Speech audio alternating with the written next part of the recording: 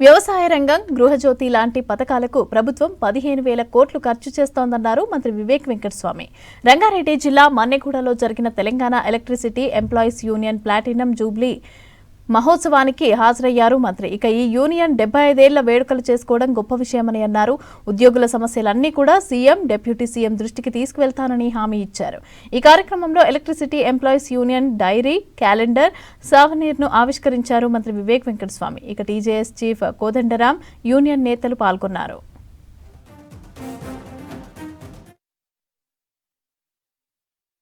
75 సంవత్సరాలు వేడుకలు చేసుకుంటున్నారంటే నిజంగానే 1104 యూనియన్ ని అందరూ కూడా గట్టి చప్పట్లతోని అభినందన చెప్పాలి.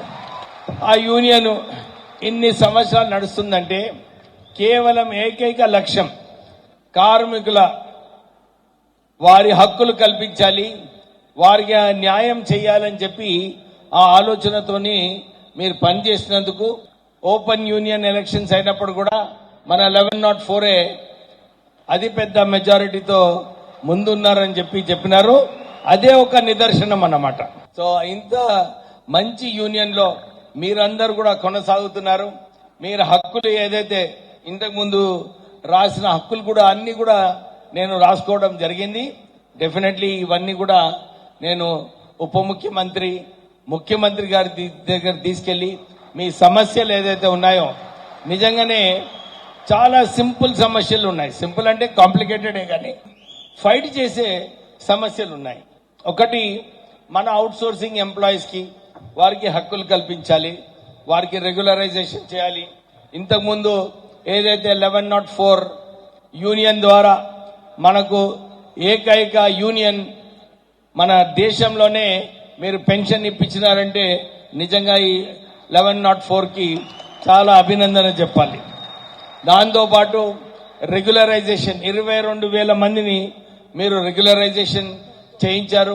దాని తర్వాత ఇప్పుడు కూడా మీరు ఏదైతే ఇప్పుడే చెప్పినారో అవుట్ సోర్సింగ్ ఎంప్లాయీస్ కి వీళ్ళందరికీ కూడా ఈఎస్ఐ, పిఎఫ్, మెడికల్ బెనిఫిట్స్ ఇవ్వాలని చెప్పి మీరు ఏదైతే ప్రాధాన్యమైన డిమాండ్ ఉన్నదో దాన్ని డెఫినెట్లీ నేను ప్రభుత్వం దగ్గరికి తీసుకువెళ్తానని చెప్పి మీ అందరికీ హామీ ఇస్తూ, ఆర్టిజాన్స్ కి 5 సంవత్సరాలు పనిచేసిన తర్వాత వాళ్ళందరికీ అప్గ్రేడేషన్ కావాలి.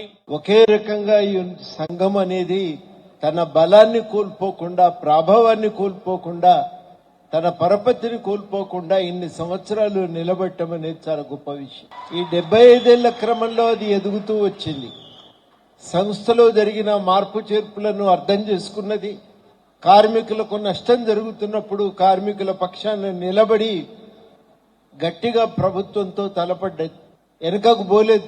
ఆ ప్రైవేటీకరణకు వ్యతిరేకంగా నిలబడ్డ దాంట్లో మీ యూనియన్ది ఒక కీలక పాత్ర. ఆ రోజు నిలబడకపోయి ఉంటే కార్మికుల హక్కులు పూర్తిగా పలచనైపోయేవి. ఈరోజు మనం పూర్తిగా బలహీనమైపోయి మన హక్కులను కోల్పోయి బతకవలసిన పరిస్థితి వచ్చేది. కానీ ఇప్పటికీ కూడా అదే రకంగా మన హక్కులను మనం అనుభవించగలుగుతున్నామంటే ఆ రోజు చేసిన ఉద్యమమే ప్రధానమైనటువంటి కారణం. అట్లా నిలబడి ఉన్నటువంటి సంఘం ఇది. ఏ పార్టీతోని అనుబంధంగా లేదు. పార్టీతో అనుబంధంగా ఉంటే గవర్నమెంట్ లో ఉన్నప్పుడు పార్టీలు బలంగా ఉంటాం, పార్టీలు లేనప్పుడు బలహీనపడిపోతుంటాం. కానీ పార్టీలతో సంబంధం లేకుండా నిలబడి అధికారంలో ఉన్న ప్రభుత్వాన్ని ఒప్పించి మెప్పించి అన్ని డిమాండ్లను కూడా సాధించుకుంటూ వచ్చారు. 99లో అపాయింట్మెంట్ అయ్యి 2004 వరకు ఉన్న కార్మికులకు మన ప్రభుత్వ ఉద్యోగులందరికీ కూడా సార్ పెన్షన్ సౌకర్యము జీపీఎఫ్ ఉన్నది సార్. ఇక్కడ మాత్రం గత ప్రభుత్వం దాన్ని సాల్వ్ చేయకుండా ఏదైతే వారికి అందరూ కూడా ఈపీఎఫ్ పెట్టి పెన్షన్ లేకుండా చేసింది సార్. దయచేసి వారందరూ కూడా మరి కళ్ళల్లో వెలుగు, వారి కుటుంబాల వెలుగు నింపాలంటే వారందరూ కూడా సార్ 99 నుంచి 2004 వరకు జీపీఎఫ్ కల్పించి పెన్షన్ సౌకర్యం కల్పిస్తారని ఈ ప్రజాప్రభుత్వాన్ని సార్ ఈ యొక్క మా సభ్యుల ద్వారా మీ ద్వారా మేము కోరుకుంటున్నాం సార్. అలాగే సార్ సిబ్బంది కొరత అనేది బాగా ఉంది సార్. సిబ్బంది అనేది రిక్రూట్మెంట్ లేదు. దయచేసి ప్రతి చోట కూడా సార్ సబ్స్టేషన్లో చూస్తే ఈ రోజు సార్ 4 చేయాల్సిన పని 2 చేస్తారు సార్. మీకు తెలుసు సార్, మన మంచిర్యాల జిల్లా చెన్నూరు కలిసి కూడా ఎన్నో సబ్స్టేషన్ కొత్తగా మీరు వచ్చినాక ఎన్నో అయినాయి. అందులో కూడా సార్ 1-2 పనిచేస్తున్నారు. కాబట్టి దయచేసి సిబ్బందిని కూడా నియమించేదానికి కూడా పక్కే కూడా మీరు మీ ద్వారా ముఖ్యమంత్రి చెప్పేసి దీన్ని కూడా చేస్తారని చెప్పి సార్ మేము కోరుకుంటున్నాం సార్. వ్యవసాయ రంగానికి పూర్వ వైభవం తీసుకువచ్చేందుకు సీఎం రేవంత్ రెడ్డి కృషి చేస్తున్నారని తెలిపారు వ్యవసాయ కమిషన్ చైర్మన్ కోదండరెడ్డి. ప్రభుత్వం ఇచ్చే డబ్బులను రైతులకు అందించడంలో వ్యవసాయ అధికారులు కీలక పాత్ర పోషిస్తున్నారని తెలిపారు. హైదరాబాద్లోని ఎఫ్టీటీసీ ఆడిటోరియంలో తెలంగాణ వ్యవసాయ శాఖ అధికారుల సంఘం డైరీ క్యాలెండర్ను ఆవిష్కరించారు. ఇక రాష్ట్రంలోని నీటిపారుదల ప్రాజెక్టులు కట్టింది నేనే అంటూ మాజీ సీఎం కేసీఆర్ గొప్పలు చెప్పుకుంటున్నారని విమర్శించారు రాష్ట్ర ప్రణాళికా సంఘం ఉపాధ్యక్షుడు చిన్నారెడ్డి.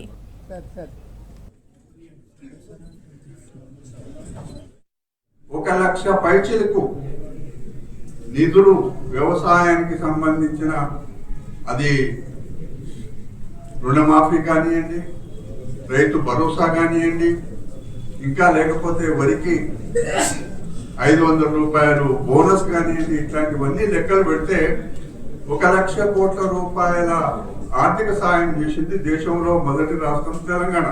ముఖ్యమంత్రి రేవంత్ రెడ్డి గారు ఒక సందర్భంలో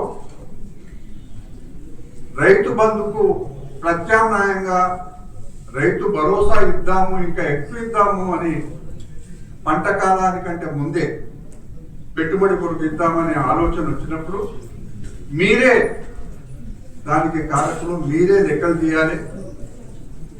దానికి క్యాబినెట్ ఉపసంఘం వేసిన తర్వాత కూడా ముఖ్యమంత్రి గారు అందరితో మాట్లాడినప్పుడు కూడా, మాతో మాట్లాడినప్పుడు కూడా వ్యవసాయ యోగ్యమైన భూమికి ఇస్తాము అనే మాట కూడా వారు చెప్పడం జరిగింది. పేపర్లో చదివి నేనే నవ్వుకున్నా. నెట్టెంపాటు నేనే పూర్తి చేసిన, భీమా నేనే పూర్తి చేసిన, అవన్నీ శుద్ధాబద్ధం. కేవలం శంకుస్థాపన వరకే ఆ పెద్ద మనిషి పరిమితమైండు. పూర్తి చేసింది లేదు, మొదలు పెట్టింది లేదు అనేటువంటి మాట కూడా నేను మనం చేస్తున్నాను. ఇలా నెట్టెపాడు కానీ, భీమా కానీ, కలవకృతి కానీ, అదే మాదిరిగా కోయిల్ సాగర్ కానీ, ఈరోజు వచ్చినటువంటి పాలమూరు రంగారెడ్డి చాలా వివాదాస్పదంగా ఉండేటువంటి ప్రాజెక్ట్. అది కూడా ఇవన్నీ కూడా కాంగ్రెస్ హయాంలోనే మొదలైనవి, పూర్తి అవుతా ఉన్నాయి అనేటువంటి మాట కూడా నేను సవినిగా మనం చేస్తున్నాను. గతంలో బీఆర్ఎస్ ప్రభుత్వంలో ఏదైనా ప్రాజెక్ట్ మొదలు పెడితే అది ఒక కాళేశ్వరమే. దానిపైన ఉండే ప్రేమ మిగతా ఎక్కడ ఏ ప్రాజెక్ట్ పైన చూపిస్తలేదు. వాళ్ళు చూపించేటంటే ఆ 1,00,000 కోట్లు ఏట్లో పోసిన పన్నీరు మాదిరిగా అక్కడ పోసే బదులు రాష్ట్రం అంతా ఖర్చు పెడితే మిగిలిన ప్రాజెక్టులో అన్ని కూడా అయిపోయి ఉండేటి అనేటువంటి మాట కూడా నేను సవరిగా మనం చేస్తున్నాను. అందుకని మీ అందరితో నా మనవి, ఇలా వ్యవసాయ అధికారులుగా మీరు ఏదైతే ప్రాజెక్టులు వచ్చి రైతులకు నీళ్ళు అంతా ఉన్నాయో, ఇలా భూగర్భ జలాలు కూడా చాలా ఎక్కువగా పెంపొందినాయి. బోర్ల ద్వారా ప్రభుత్వం ఫ్రీ కరెంట్ ఇస్తూ ఉంది. అందుకని మన ఊరికి ప్రాజెక్ట్ నీళ్ళు వస్తే సంతోషం. సంక్రాంతి పండుగకు అధిక రద్దీ ఉండటంతో 152 అదనపు రైళ్లను నడుపుతామని తెలిపారు సౌత్ సెంట్రల్ రైల్వే అధికారులు. హైదరాబాద్, సికింద్రాబాద్ నుంచి విశాఖ, శ్రీకాకుళం, విజయనగరం, కాకినాడ, విజయవాడ, తిరుపతి లాంటి అనేక ప్రాంతాలకు ప్రత్యేక రైళ్లను నడుపుతామని తెలిపారు. కొన్ని రైళ్లకు హైటెక్ సిటీ, చర్లపల్లి వంటి స్టేషన్లలో కూడా అదనపు స్టాప్లు కూడా ఉండేటట్టు ఏర్పాట్లు చేశామన్నారు.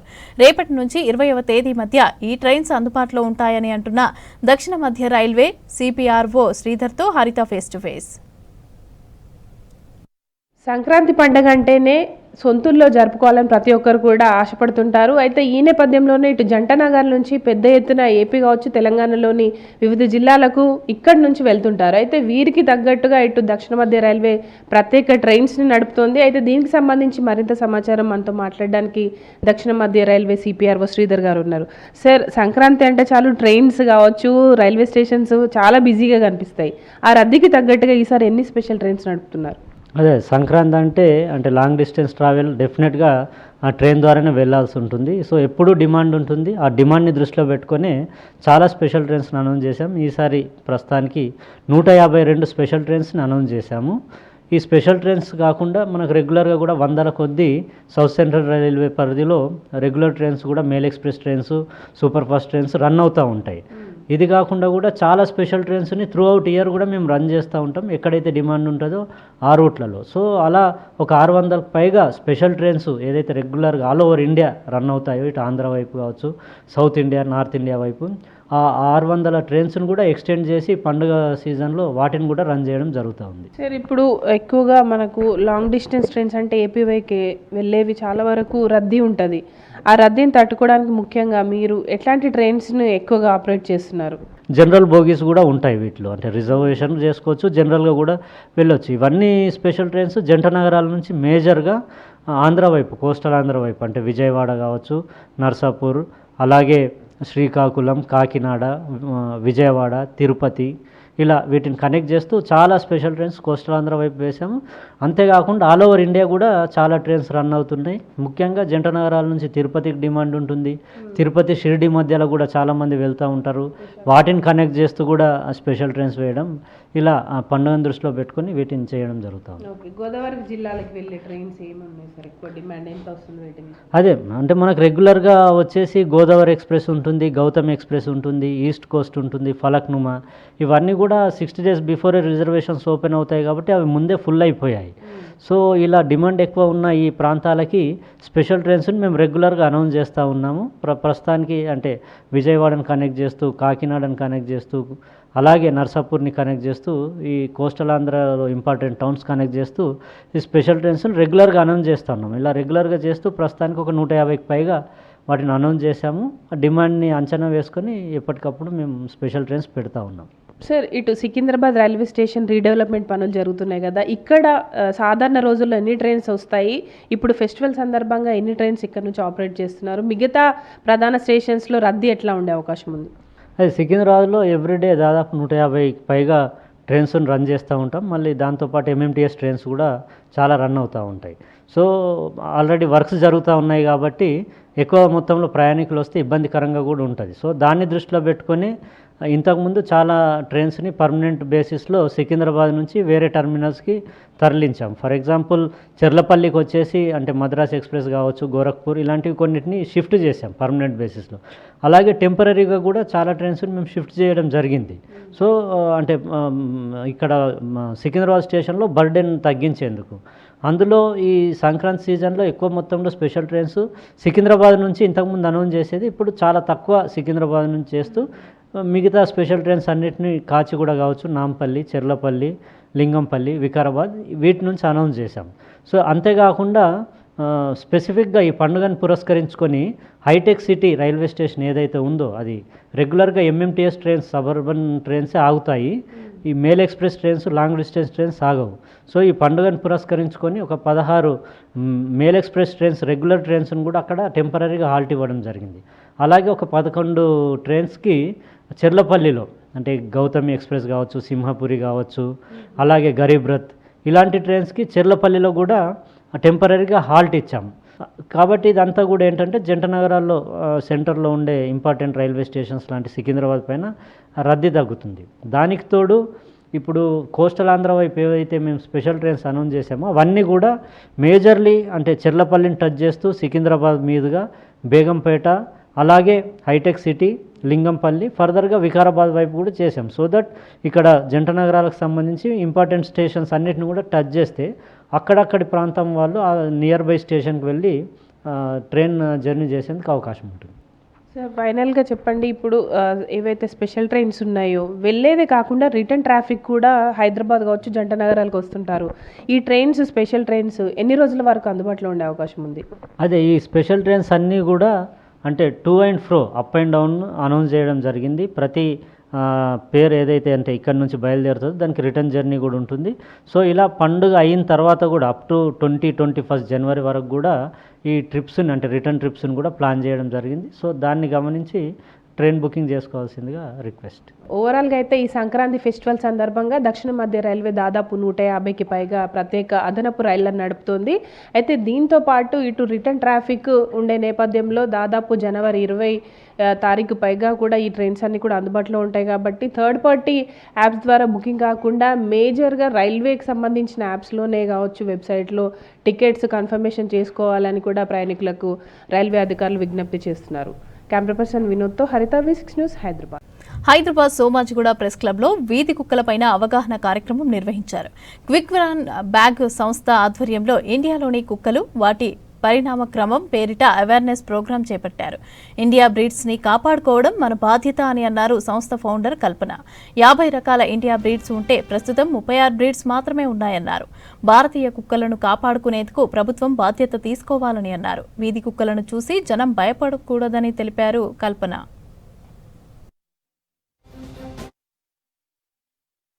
మన ఇండియన్ డాగ్స్ గురించి చాలా డీటెయిల్స్ ఉన్నాయి. So almost 12 breeds Indian breeds అనేది నశించిపోతున్నాయి అన్నమాట. So we are appealing to people, please try and prioritize Indian బ్రీడ్స్ని మీరు వీలవుతే పెంచుకోండి అంటున్నాము. ఓకే, గవర్నమెంట్ కూడా రికగ్నైజ్ చేయాలి. మన 12 బ్రీడ్స్ ఇది వెళ్ళిపోతున్నాయి అనేది చూసి కొద్దిగా వాటికి ప్రియారిటైజ్ చేయాలనేసి మా రిక్వెస్ట్ అన్నమాట. అదొకటి ఈ బుక్లో ఉంది అన్ని details. So this campaign essentially is to help people understand డాగ్స్కి మనం ఫ్రెండ్లీగా ఉండొచ్చు, అవి అండ్ మనము కలిసి వీ కెన్ లివ్ అన్నమాట. అవగాహన ఇంకా 1 మంత్లో స్టార్ట్ చేస్తున్నాము మేము. వీఆర్ లుకింగ్ ఫర్ పార్ట్నర్స్ అన్నమాట.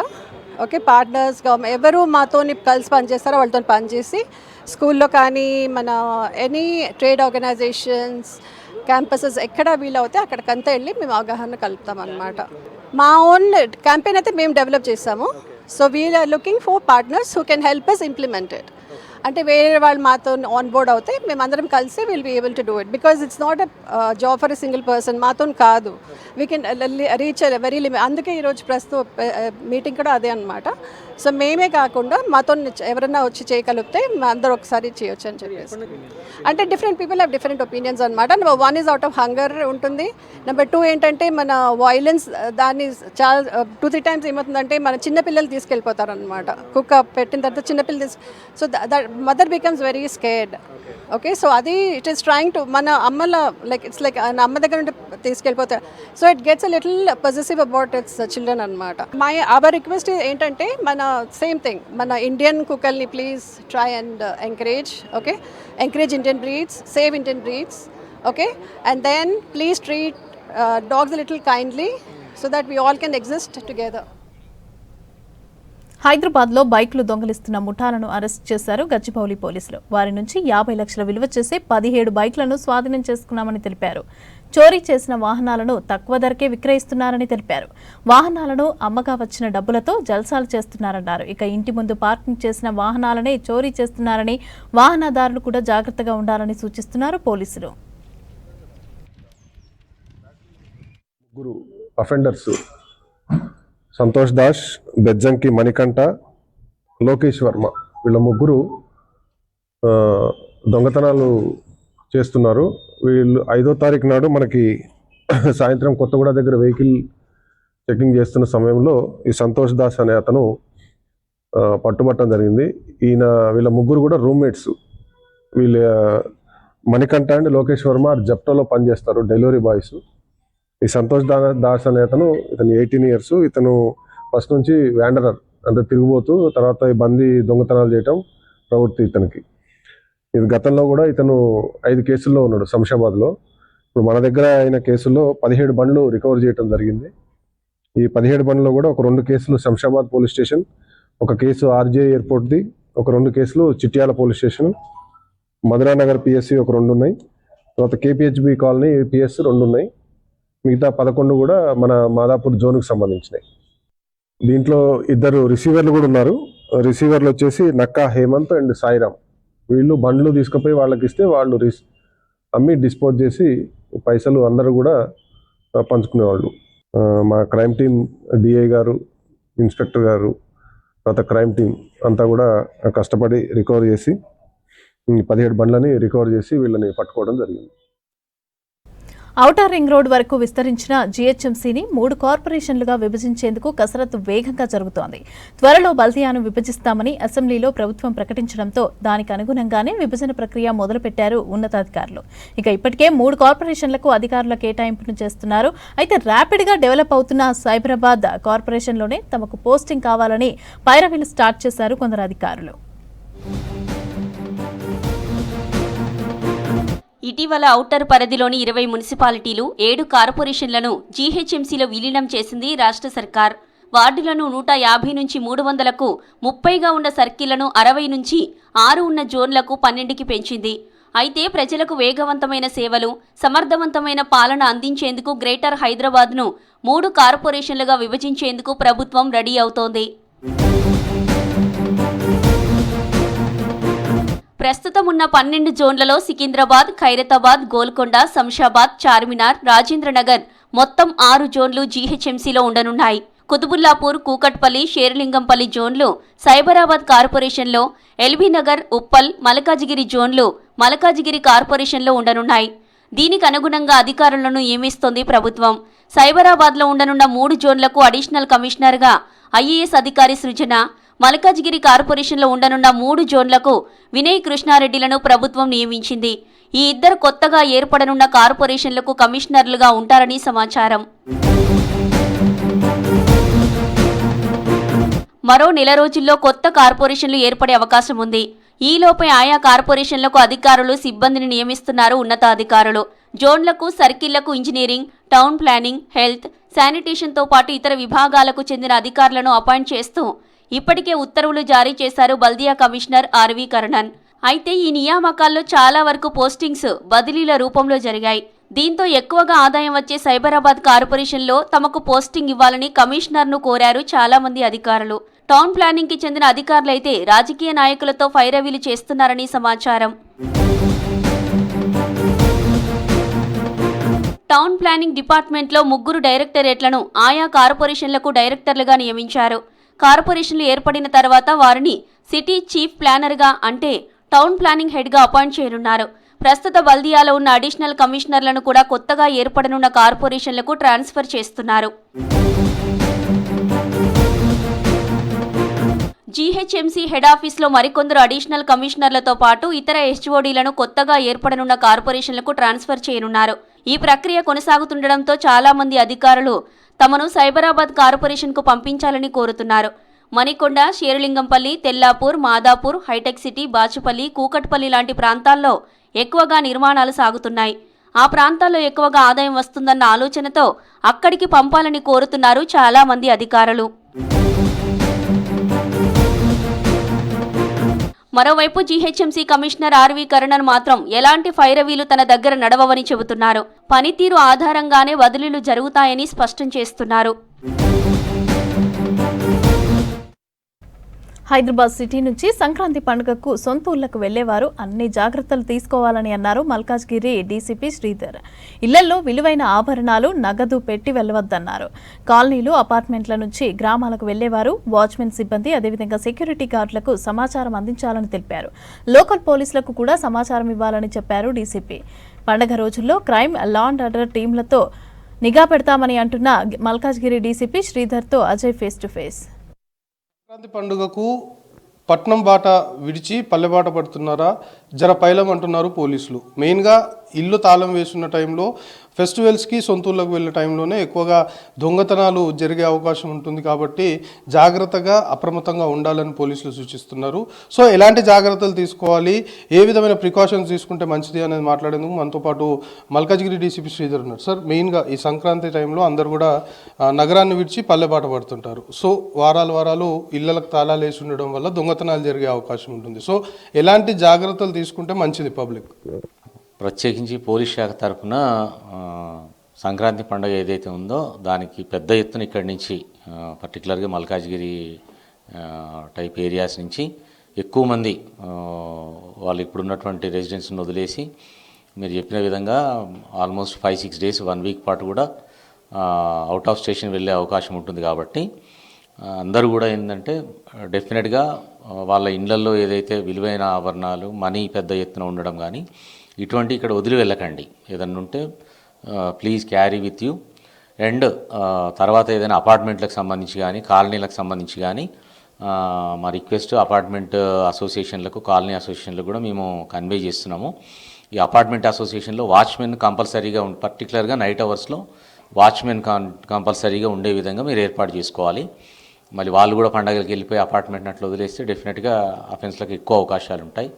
తర్వాత కాలనీలో కూడా ఎక్కడైతే మనకు వీళ్ళు ప్రైవేట్ సెక్యూరిటీ అరేంజ్ చేసుకున్నారో వాళ్ళు ఈ పండుగ రోజులలో డెఫినెట్గా డ్యూటీలో ఉండే విధంగా మీరు ఏర్పాట్లు చేసుకోవాలి. ఎక్కడైనా ఇంకా ప్రైవేట్ సెక్యూరిటీ ఏర్పాట్లు లేకపోతే చేసుకుంటే మంచిది. ఫర్దర్గా కూడా మీరు కాలనీ తరపున, అసోసియేషన్ తరపున లోకల్ పోలీస్ స్టేషన్లో మీరు ఇన్ఫర్మేషన్ ఇచ్చినట్లయితే మా కాలనీ నుంచి, మా అపార్ట్మెంట్ నుంచి పెద్ద ఎత్తున పండగకి వెళ్తున్నాం కాబట్టి ఇన్ఫర్మేషన్ అనేటటువంటిది పోలీసులో ఇస్తే, లోకల్ పోలీస్ స్టేషన్లో ఇస్తే మా పెట్రోలింగ్ సిబ్బంది కూడా డెఫినెట్గా ఎక్కువ అటువంటి లొకేషన్స్లో ఎక్కువ సర్వేలెన్స్ అనేది పెట్టుకోవడం జరుగుతుంది.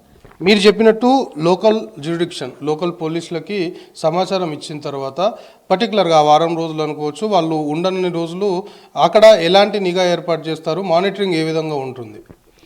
డెఫినెట్గా అండి, అంటే మా ఏవైతే క్రైమ్ టీములు ఉంటాయో క్రైమ్ టీంలకు ఉండేటటువంటి చార్టు వాళ్ళకు ఉంటుంది. సో ఈ ఇన్ఫర్మేషన్ అందరం కూడా షేర్ చేసుకోవడం జరుగుతుంది, లా అండ్ ఆర్డర్ నుంచి క్రైమ్ టీమ్స్ వరకు కూడా. సో వాళ్ళ తరపు నుంచేసి ఆ సర్వేలెన్స్ ఉంటుంది.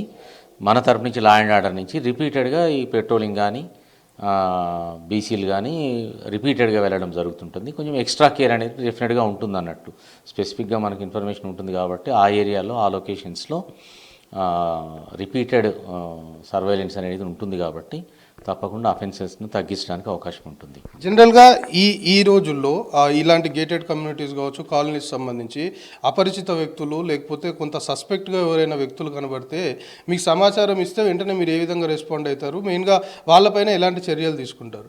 సో అది ఇప్పుడనే కాదు, డెఫినెట్గా రెగ్యులర్గా మనకు వస్తుంది. ఇట్లా ఎక్కడన్నా సస్పీషియస్ ఉంటే నవేడేస్ పబ్లిక్ అవేర్గా ఉన్నారు కాబట్టి ఇన్ఫర్మేషన్ ఇస్తున్నారు.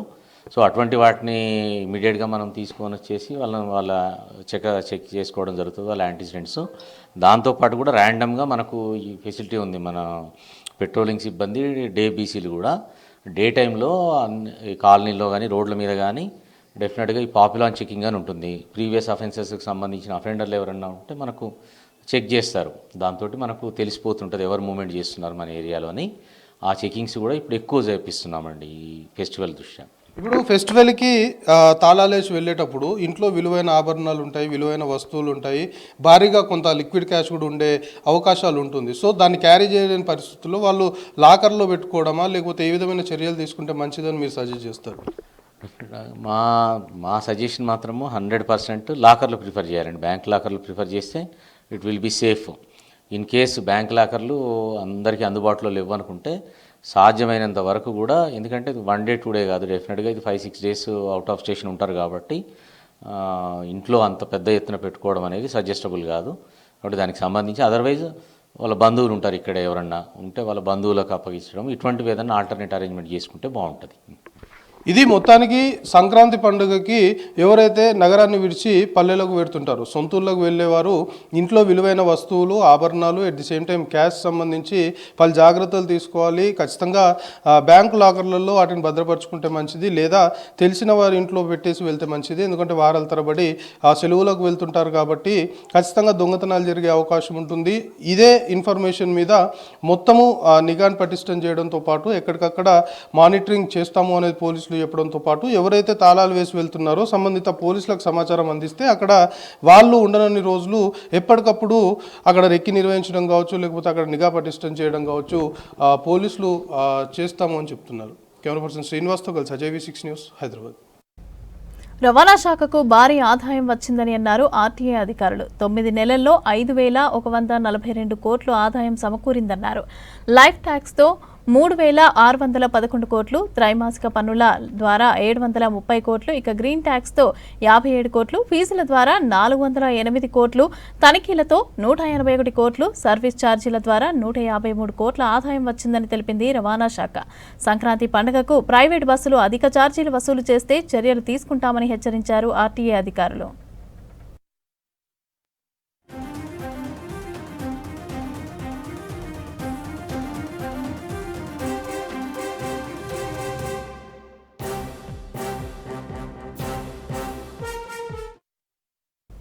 హైదరాబాద్లో జలమండలి విజిలెన్స్ అధికారులు దాడులు చేశారు. ఇక ఏఎస్ఆర్ నగర్ డివిజన్ 30 కానా సెక్షన్ పరిధిలో అక్రమ పైప్ లైన్లను కూడా గుర్తించారు అధికారులు. జలమండలి సరఫరా పైప్ లైన్ నుంచి అక్రమ నల్ల కనెక్షన్లను తీసుకున్నారు. 19 మంది ఎఫ్ఐఆర్ నమోదు చేశారు. అక్రమంగా తీసుకున్న నల్ల కనెక్షన్లను తొలగించారు అధికారులు. ఇక భవిష్యత్తులో అక్రమ నల్ల సీవరేజ్ కనెక్షన్లు తీసుకుంటే కఠిన చర్యలు తీసుకుంటామని హెచ్చరించారు విజిలెన్స్ అధికారులు. అక్రమ నల్లాలపైన తమకు సమాచారం ఇవ్వాలని కోరారు జలమండలి అధికారులు.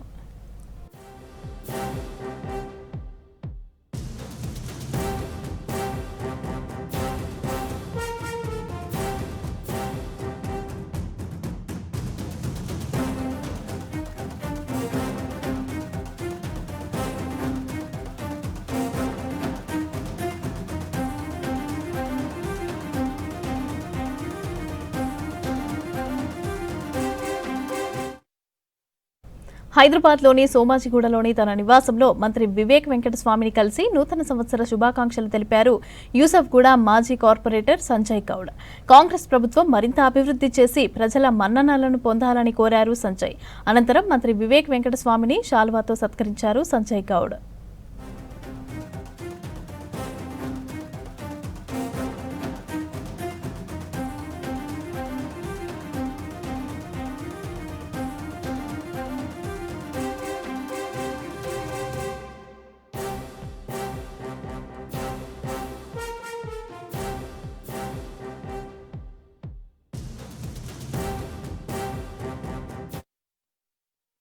హైదరాబాద్లో పలుచోట్ల మంచినీటి సరఫరాకు అంతరాయం ఏర్పడనుంది. Singur project phase 3 main pipe లైన్లో వాటర్ లీకేజీ అవుతోంది. అయితే దీంతో పెద్దాపూర్ నుంచి సింగపూర్ వరకు ఉన్న పైప్ లైన్లన్నిటికీ కూడా మరమ్మతులు చేపడుతున్నామని తెలిపారు జలమండలి అధికారులు. ఇక జనవరి 8వ తేదీ నుంచి గురువారం ఉదయం 10 గంటల నుంచి జనవరి 9 శుక్రవారం తెల్లవారుజామున 4 గంటల వరకు నీటి సరఫరా నిలిపివేస్తామని తెలిపారు. మాదాపూర్, కొండాపూర్, ఐఎస్బీ, బాల్నగర్, మూసాపేట్, ఫతేనగర్, హఫీజ్పేట్, మియాపూర్, మయూరినగర్, అదేవిధంగా ప్రగతి నగర్, బిహెచ్ఈఎల్, అదేవిధంగా హెచ్సియు, చందానగర్ ప్రాంతాల్లో నీళ్లను నిలిపివేస్తామని తెలిపారు. అయితే ఈ ప్రాంతాల ప్రజలందరూ కూడా నీటిని పొదుపుగా వినియోగించుకోవాలని విజ్ఞప్తి చేసింది జలమండలి.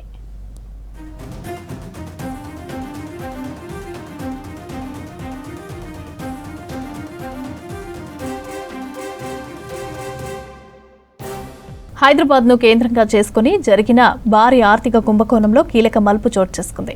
డిజిటల్ డిపాజిట్ల పేరిట 100 కోట్ల రూపాయల మోసానికి పాల్పడ్డాడనే ఆరోపణలు ఎదుర్కొంటున్న ఫాల్కన్ సంస్థ మేనేజింగ్ డైరెక్టర్ అమర్దీప్ను తెలంగాణ సిఐడి పోలీసులు అరెస్టు చేశారు. గల్ఫ్ దేశాల నుంచి ముంబైకి అమర్దీప్ వచ్చాడని అక్కడి అధికారులు తెలంగాణ పోలీసులకు సమాచారం ఇచ్చారు. ఇక దీంతో ముంబైలో అమర్దీప్ను అదుపులోకి తీసుకున్నారు పోలీసులు.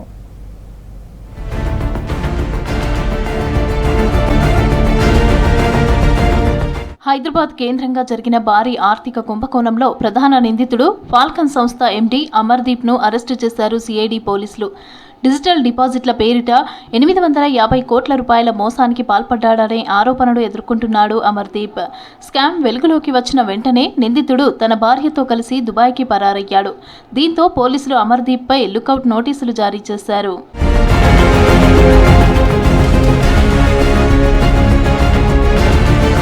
అమర్దీప్ ముంబై విమానాశ్రయానికి చేరుకోగానే ఇమిగ్రేషన్ అధికారులు గుర్తించి అదుపులోకి తీసుకున్నారు. ఆ తర్వాత తెలంగాణ పోలీసులకు సమాచారం అందించడంతో సిఐడి బృందం ముంబైకి వెళ్లి అరెస్టు చేసింది. అమర్దీప్ ఆస్తులను గుర్తించి సీజ్ చేసింది.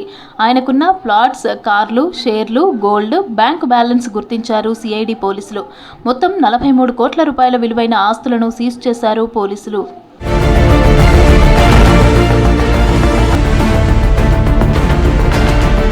ఫాల్కన్ సంస్థ ప్రత్యేకంగా ఒక యాప్ను రూపొందించి షేర్ మార్కెట్ పెట్టుబడుల పేరుతో సామాన్య ప్రజలను మభ్యపెట్టి భారీగా డిపాజిట్లు సేకరించింది. ఈ స్కామ్లో ఇప్పటికే అమర్దీప్ సోదరుడిని అరెస్టు చేసి విచారిస్తున్నారు పోలీసులు. అధిక లాభాలు వస్తాయని నమ్మించి 100 కోట్ల రూపాయలు ప్రజల సొమ్మును దారి మళ్లించినట్లుగా అధికారులు గుర్తించారు.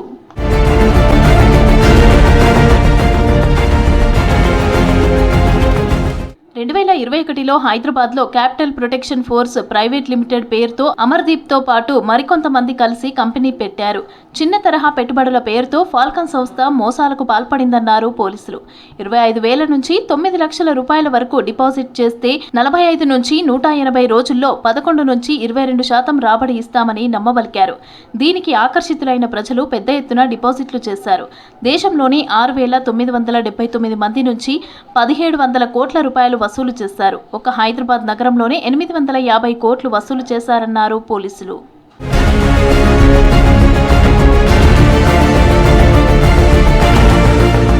ఫాల్కన్ సంస్థకు అనుబంధంగా 14 షెల్ కంపెనీలు ఏర్పాటు చేశారు. ఆ డబ్బులను ఆయా కంపెనీలకు బదిలీ చేశారు. 2025 జనవరి 15 నాటికి ఈ స్కీమ్ ఆపేసి బోర్డు తిప్పేశారు. డిపాజిటర్లకు చెల్లింపులు నిలిపివేసి కార్యాలయానికి తాళం వేసి పారిపోయారు. దీంతో బాధితులు పోలీసులకు ఫిర్యాదు చేశారు. అమర్దీప్ అండ్ గ్యాంగ్ పై కేసు నమోదు చేసిన పోలీసులు ఇద్దరిని అదుపులోకి తీసుకున్నారు.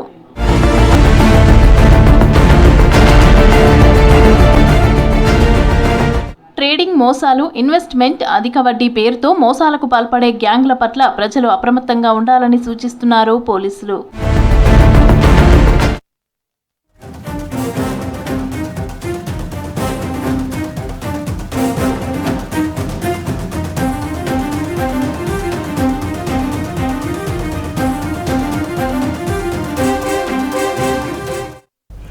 శాసనసభ నిరవధికంగా వాయిదా పడింది. 5 రోజులు జరిగిన శాసనసభ సమావేశాల్లో మొత్తం 40 గంటల 45 నిమిషాలు నిర్వహించారు. 66 మంది శాసనసభ్యులు మాట్లాడారు. ప్రతిపక్షాలు వివిధ అంశాలపై 32 ప్రశ్నలు అడిగారు. ఇక ఆయా శాఖల మంత్రులు సమాధానాలు చెప్పారు. 2 తీర్మానాలు చేసిన శాసనసభ 13 బిల్లులపై సుదీర్ఘంగా చర్చించి ఆమోదించింది.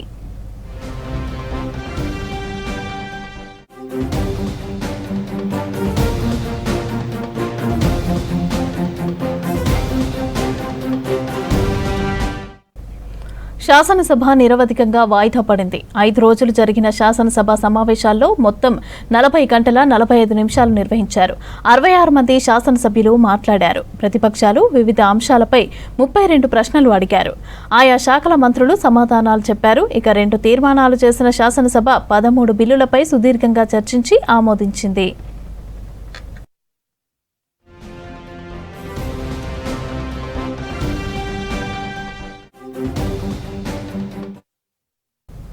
దేశంలో జరిగే అతిపెద్ద ఎగ్జిబిషన్ నుమాయిష్. ఇక్కడికి లక్షలాది మంది సందర్శకులు వచ్చి షాపింగ్ చేస్తూ ఉంటారు. విందు, వినోదం, విజ్ఞానం అన్నీ ఒకే దగ్గర దొరకడంతో నుమాయిష్ను విజిట్ చేస్తూ ఉంటారు. నుమాయిష్లో కొన్ని స్పెషల్ డేస్ను ఏర్పాటు చేశారు ఎగ్జిబిషన్ సొసైటీ సభ్యులు. ఇక అందులో జనవరి 6వ తేదీన లేడీస్ డేగా నిర్ణయించి మహిళలకు మాత్రమే అనుమతి ఇచ్చారు. దీంతో నుమాయిష్ అంతా కూడా మహిళలతో కలకల్లాడింది.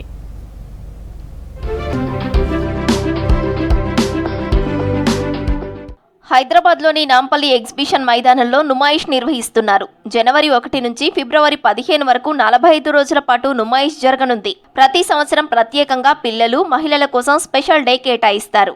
ఈ ఏడాది జనవరి 6వ తేదీన లేడీస్ స్పెషల్ డేగా నిర్ణయించారు. మహిళలకు మాత్రమే ఎగ్జిబిషన్లోకి అనుమతి ఇచ్చారు. దీంతో నుమాయిష్లో ఎక్కడ చూసినా మహిళలే కనిపించారు. షాపింగ్ చేస్తూ, స్టాల్స్ ను విజిట్ చేస్తూ సందడి చేశారు.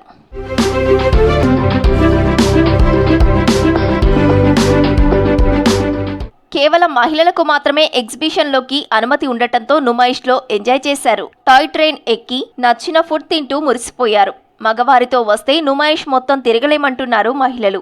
వేల మందిని ఒకే దగ్గర చూడటంతో సంతోషం వ్యక్తం చేస్తున్నారు నుమాయిష్ ను విజిట్ చేసిన మహిళలు. నుమాయిష్ చాలా బాగుంది. నేను రెగ్యులర్ గా వస్తుంటాను నుమాయిష్ కి. చాలా బాగుంటాయి, కలెక్షన్ కూడా చాలా బాగుంటుంది, రీజనబుల్ రేట్స్ ఉంటాయి.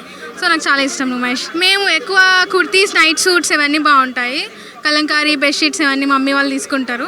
ఇయర్ రింగ్స్ బాగుంటాయి. ఇయర్ రింగ్స్ కలెక్షన్స్, ఇంకా డ్రెస్సెస్ కలెక్షన్స్ కూడా బాగుంటాయి. మాక్సిమం మా ఇంట్లో వాళ్ళు కొంచెం షాపింగ్ ఎక్కువ చేస్తాం. సో 3-4 hours అయితే ఖచ్చితంగా చేస్తాం. 3-4,000 అవుతుంది. బట్ రీజనబుల్ రేట్సే ఉంటాయి. ప్రతిదీ కూడా మనం బార్గెన్ చేస్తే కొన్ని షాప్స్లో ఒప్పుకుంటారు అండ్ కొన్ని ఫిక్స్డ్ రేట్స్. మహిళలకు స్పెషల్ డేగా నిర్ణయించడంతో కుటుంబంతో పాటు వచ్చిన మగవారిని లోపలికి అనుమతించలేదు. 5 సంవత్సరాల పైనున్న పిల్లలను కూడా అనుమతించలేదు నిర్వాహకులు. మహిళలకు మాత్రమే అనే సమాచారం తెలియక ఇబ్బంది పడ్డారు జెంట్స్. నుమాయిష్ లో మహిళలు షాపింగ్ చేసి వచ్చే వరకు ఎదురు చూడాల్సి వచ్చిందన్నారు పురుషులు.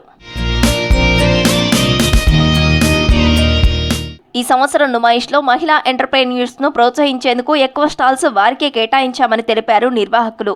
లేడీస్ డే స్పెషల్ తో పాటు రంగోలీ, మెహందీ, కల్చరల్ ప్రోగ్రామ్స్ కూడా ఏర్పాటు చేశామని తెలిపారు సొసైటీ నిర్వాహకులు.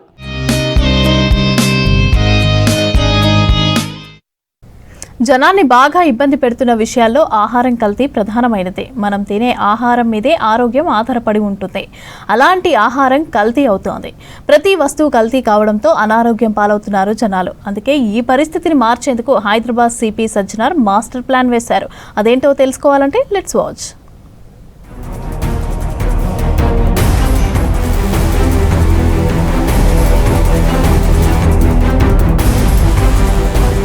తినే ఆహారం ఏది నకిలీయో ఏది ఒరిజినలో తెలుసుకోవడం కష్టమవుతోంది. అసలు కన్నా నకిలీ వస్తువులే కంటికి నచ్చే విధంగా బ్రాండెడ్ వస్తువులుగా కనబడుతున్నాయి.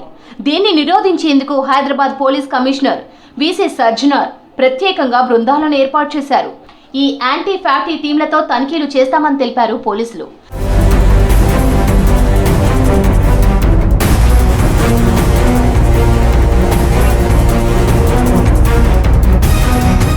మార్కెట్లో నకిలీ వస్తువులు పెరగడంతో గతంలో కల్తీ ఆహారంపై దాడులు చేసింది ప్రభుత్వం.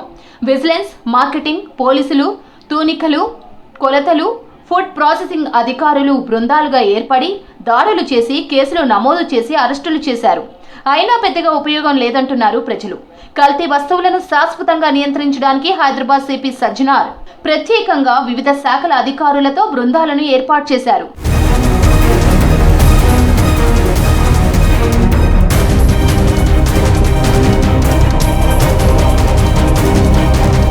హైదరాబాద్, మల్కాజ్గిరి, సైబరాబాద్, ఫ్యూచర్ సిటీ ప్రాంతాల్లోని శివారు ప్రాంతాలను కల్తీ కేటుగాళ్లు తమ అడ్డాలుగా మార్చుకున్నారు.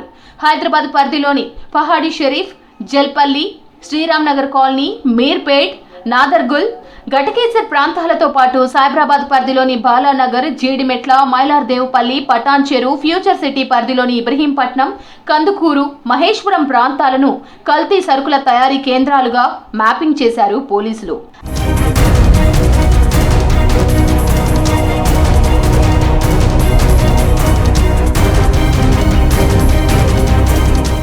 యాంటీ ఫ్యాటీ టీంలలోని ప్రతి బృందానికి డీసీపీ నేతృత్వం వహిస్తారని తెలిపారు సిపి సజ్జనార్. శివారు ప్రాంతాల్లోని అన్ని పోలీస్ స్టేషన్ల పరిధిలోని అడ్డాలపైన 24 గంటలు నిఘా పెట్టామన్నారు. నకిలీలు తయారు చేసే వ్యాపారులపై ఉక్కుపాదం మోపుతామని హెచ్చరించారు సిపి సజ్జనార్.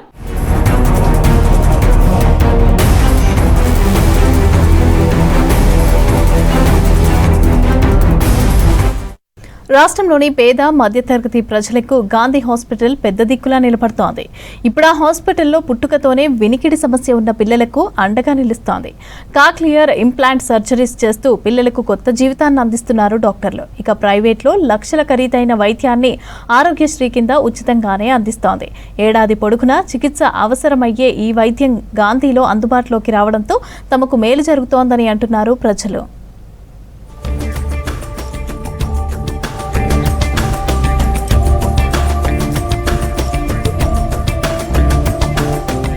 సికింద్రాబాద్ గాంధీ హాస్పిటల్లో ఈఎన్టీ విభాగం ఆధ్వర్యంలో కాక్లియర్ ఇంప్లాంట్ సర్జరీలు చేస్తున్నారు డాక్టర్లు. 2 ఏళ్లుగా ఈ సేవలు అందిస్తుండగా గతేడాది 26 మంది పిల్లలకు సర్జరీలు చేశారు. మరో 20 మందికి పైగా పిల్లలకు ఆపరేషన్ చేసేందుకు సిద్ధమవుతున్నారు. పుట్టుకతోనే వినికిడి సమస్య ఉన్న పిల్లలు వినగలిగేలా చెవి పైభాగంలో ఇంప్లాంట్తో పాటు మ్యాగ్నెట్ అమర్చుతారు. దీనికి ప్రైవేట్లో 10 నుంచి 15 లక్షల వరకు ఖర్చవుతుంది. అయితే గాంధీలో ఆరోగ్యశ్రీ కింద ఉచితంగా చేస్తున్నారు.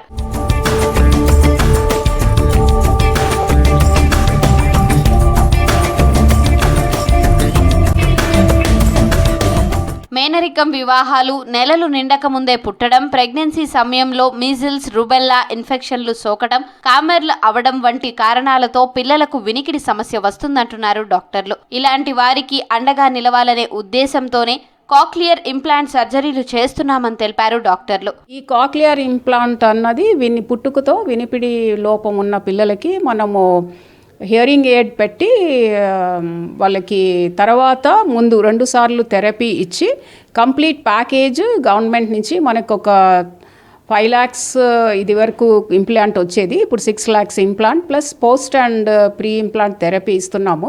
దీనికి మనకు గాంధీ హాస్పిటల్ తోడుగా మీనాక్షి ఫౌండేషన్ వాళ్ళు హెల్ప్ చేస్తున్నారు. ఫ్రీ ఆఫ్ కాస్ట్లో హియరింగ్ ఎయిడ్స్ కూడా ఇస్తున్నారు.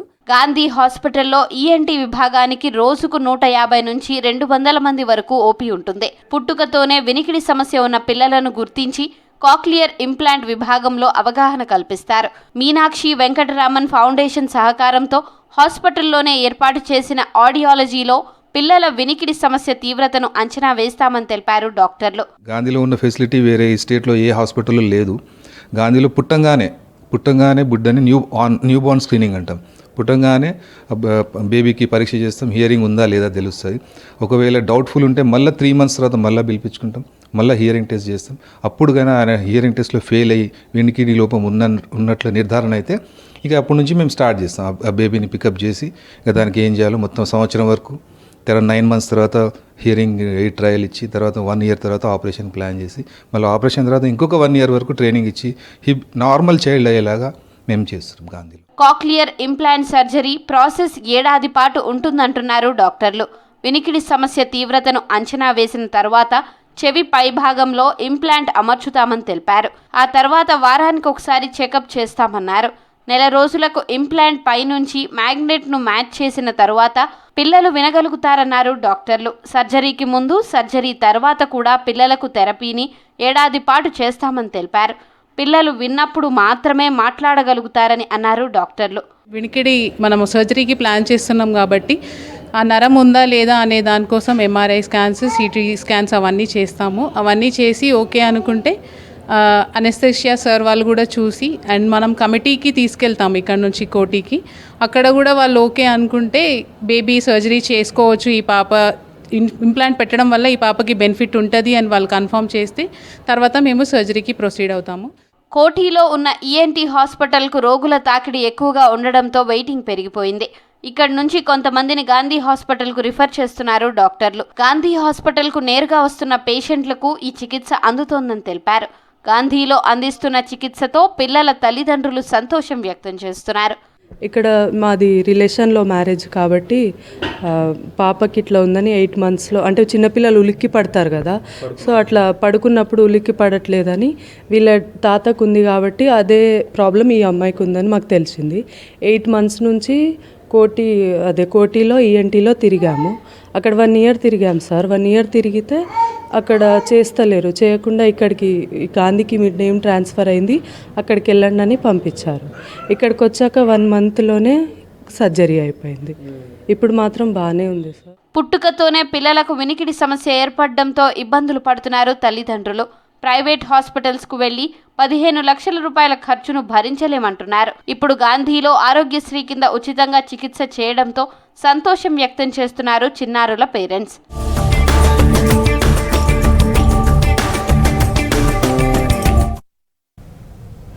చలికాలం వచ్చిందంటే వాతావరణంలో చల్లదనం పెరుగుతుంది. అదే సమయంలో వాయు కాలుష్యం తీవ్ర స్థాయికి చేరుతుంది. ఉష్ణోగ్రతలు తగ్గడంతో గాలిలో తేమ పెరిగి కాలుష్య కణాలు భూమి మట్టానికి దగ్గరగా నిలిచిపోతున్నాయి.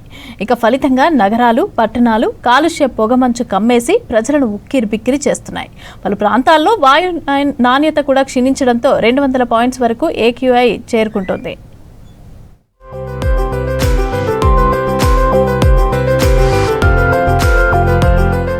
హైదరాబాద్లో వాయు కాలుష్యం రోజురోజుకు పెరుగుతోంది. వాహనాల పొగ, పరిశ్రమల నుంచి వెలువడే విషవాయువులు, నిర్మాణ పనుల ధూళి, చెత్త దహనంతో ఏర్పడే పొగతో కాలుష్యం కమ్మేస్తోంది. గాలి కదలికలు తగ్గిపోవడంతో కాలుష్యం బయటకు చెదరకుండా వాతావరణంలోనే నిలిచిపోతోంది. దీంతో AQI ప్రమాదకర స్థాయికి చేరుతోంది. మానవ ఆరోగ్యంపై మరింత ప్రభావం పడుతోంది. చిన్నపిల్లలు, వృద్ధులు, గర్భిణీలు ఎక్కువగా ఇబ్బంది పడుతున్నారు. శ్వాసకోశ వ్యాధులు, ఆస్తమా, బ్రాంకైటిస్, కళ్లమంటలు, గొంతునొప్పి వంటి సమస్యలు పెరుగుతున్నాయి. దీర్ఘకాలంగా కాలుష్య గాలిని పీల్చడం వల్ల గుండె జబ్బులు, ఊపిరితిత్తుల పనితీరు తగ్గే ప్రమాదం ఉందని హెచ్చరిస్తున్నారు డాక్టర్లు.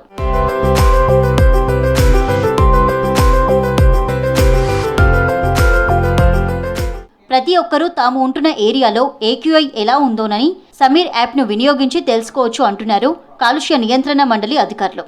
ప్లేస్టోర్లో ఈ యాప్ అందుబాటులో ఉందని చెప్పారు. ఇది AQIపై గంటకోసారి సమాచారం అందిస్తుందన్నారు. ఈ యాప్ను సెంట్రల్ పొల్యూషన్ కంట్రోల్ బ్యూరో అభివృద్ధి చేసినట్టు చెప్పారు. ఇక ఈ యాప్ దేశవ్యాప్తంగా 100కి పైగా నగరాలకు గాలి నాణ్యతపై సమాచారం అందిస్తుందన్నారు. జాబితాలో చేర్చబడిన నగరాలను వాటి AQI స్థాయిల ఆధారంగా కలర్ కోడెడ్ని సూచిస్తుందన్నారు. హైదరాబాద్లో కేంద్ర కాలుష్య నియంత్రణ మండలి 12 చోట్ల నిరంతర వాయు నాణ్యత నమోదు కేంద్రాలను ఏర్పాటు చేసినట్టు చెప్పారు. ఇక్కడ అమర్చిన ప్రత్యేక సెన్సార్లు వాయు నాణ్యతను ఖచ్చితత్వంతో గుర్తిస్తాయన్నారు PCB ఆఫీసర్స్. తెలంగాణ కాలుష్య నియంత్రణ మండలి national ambient air quality monitoring station చేస్తూ 40 ప్లేసుల్లో రాష్ట్ర వ్యాప్తంగా ఎయిర్ క్వాలిటీ మానిటరింగ్ చేస్తోంది. ఒక 14 ప్లేసుల్లో continuous ambient air quality monitoring చేస్తుంది. అంటే ఎప్పటికప్పుడు ఆ ప్రాంతంలో ఎయిర్ కాలుష్యం ఎలా ఉంది అని లెక్క కట్టి మనకి ఇస్తుంది. హైదరాబాద్ నగరంలోనే ఇది కాకుండా మాన్యువల్గా ఎయిర్ని మానిటరింగ్ చేసే స్టేషన్స్ 21 ఉన్నాయి. ఈ అన్ని స్టేషన్స్ తోటి చూస్తే మనకి కొన్ని ప్రాంతాల్లో చాలా ఎక్కువ ఎయిర్ పొల్యూషన్ ఉంటుంది అని మనం చూస్తున్నాం. హైదరాబాద్లో ప్రమాదకర స్థాయిలో వాయు కాలుష్యం పెరుగుతోందన్నారు PCB అధికారులు. సాధారణంగా ఉండేదానికంటే AQI లెవెల్ అధికంగా ఉంటుందని చెప్పారు. ట్రాఫిక్ ఎక్కువగా ఉన్న ప్రదేశం, భవన నిర్మాణం యాక్టివిటీ ఏరియాస్లో ఎక్కువగా AQI రికార్డ్ అవుతుందన్నారు. మార్నింగ్ 8 నుంచి 11 మధ్య, అలాగే సాయంత్రం 5 నుంచి 9 మధ్య 200 పాయింట్స్కి పైగా నమోదవుతుందని చెప్పారు. Kokapet, central university, new Malakpet, IDA Pashamylaram, Sanath Nagar, zoo park, Banjara hills, Bollaram industrial area, Madhapur, Kukatpally, Khairatabad, Kapra, Patancheru వంటి ప్రదేశాలలో ఈ పర్యవేక్షణ స్టేషన్లు అందుబాటులో ఉన్నాయి. సనత్ నగర్, పంజాగుట్ట, ప్యారడైజ్, గచ్చిబౌలి దాటిన తర్వాత వైపు కూడా మనకి ఈ ఎయిర్ పొల్యూషన్ ఎక్కువ ఉంటుందని మనకి కనిపిస్తోంది. ఎయిర్ పొల్యూషన్కి మెయిన్ కారణాలుగా మనం హైదరాబాద్లో చెప్పుకోవడానికి వాహన కాలుష్యం అయితే, అది డే టైంలో మనకి ఎక్కువ వాహన కాలుష్యం ఎక్కడైతే ట్రాఫిక్ జామ్ ఉంటుందో ఆ ప్రదేశాల్లో అన్ని చోట్ల మనకు కనిపిస్తుంది. రాత్రి పొద్దుపోయేంత వరకు కూడా చాలా చోట్ల ట్రాఫిక్ జామ్ ఉంటుంది. ట్రాఫిక్ జామ్ ఉన్న చోటల్లో కూడా మనకి ఎయిర్ పొల్యూషన్ ఉంటుంది. చలికాలంలో ఏమవుతుందంటే గాలి స్తబ్దంగా ఉండడంతో గాలి వీచదు, కాబట్టి గాలిలో కలుషితాలు ఎక్కడ వదిలితే అక్కడే కేంద్రీకృతం అవుతాయి. చలికాలంలో పెరుగుతున్న వాయు కాలుష్యం ఒక వ్యక్తి సమస్య కాదని సమాజం మొత్తానికి సంబంధించిన సమస్య అంటున్నారు పర్యావరణవేత్తలు. పర్యావరణ పరిరక్షణతో పాటు ప్రజల ఆరోగ్యాన్ని కాపాడాలంటే ప్రభుత్వం, పరిశ్రమలు, ప్రజలు అందరూ కలిసి బాధ్యతగా ముందుకు సాగాల్సిన అవసరం ఉందంటున్నారు.